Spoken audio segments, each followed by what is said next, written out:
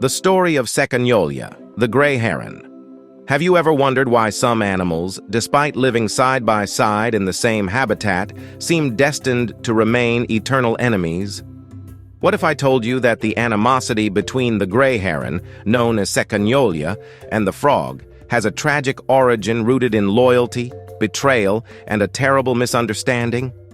Stick around because not only will you hear the whole story, but I'll also reveal how this tale offers insights into human nature and relationships.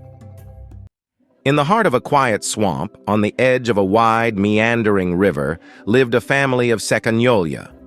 These were stately birds, tall, slender, and dignified, with long, graceful necks and sharp, pointed beaks.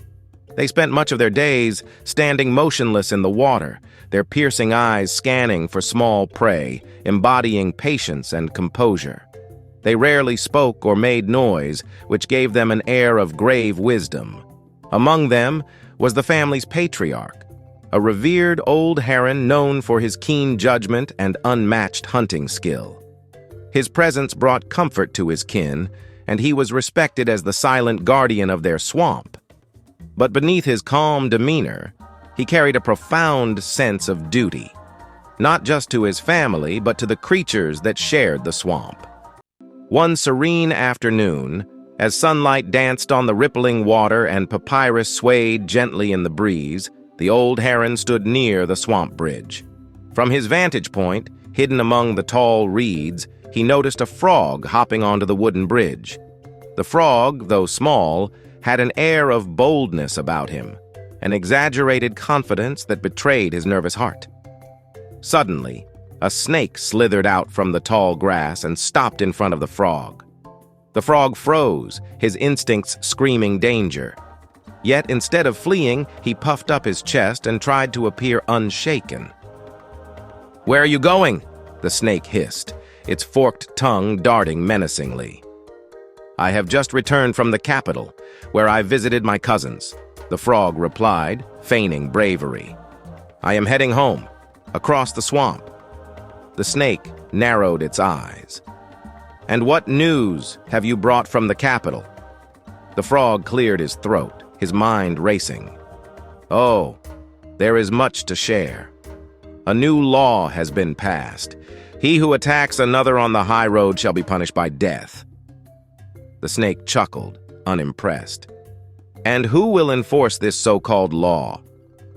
"The king's soldiers," the frog replied, his voice trembling slightly. "They are fierce warriors, dressed in gray bark cloth. You would not want to cross them." "Let them come," the snake sneered, baring its fangs. "I am not afraid." As the snake lunged forward to strike, the old heron, who had been silently observing the exchange, decided it was time to act. With a swift motion, he darted out from the shadows, his sharp beak closing around the snake's writhing body. "Didn't I tell you?" the frog croaked, recovering from his shock. "The law is clear. He who attacks his neighbor on the high road will perish." The old Sekanyolya made no reply. He simply tossed the snake into the air and swallowed it whole. The frog, still trembling from his near-death experience, hopped closer to the heron. "You have saved my life," he said gratefully. "Thank you, noble heron. I owe you everything." The heron nodded slightly, his sharp gaze fixed on the horizon. He did not speak, but his thoughts were clear. Every life in the swamp has its place. To protect one's neighbors is to protect the balance of all things. The two sat in quiet companionship, the frog recounting tales from the capital.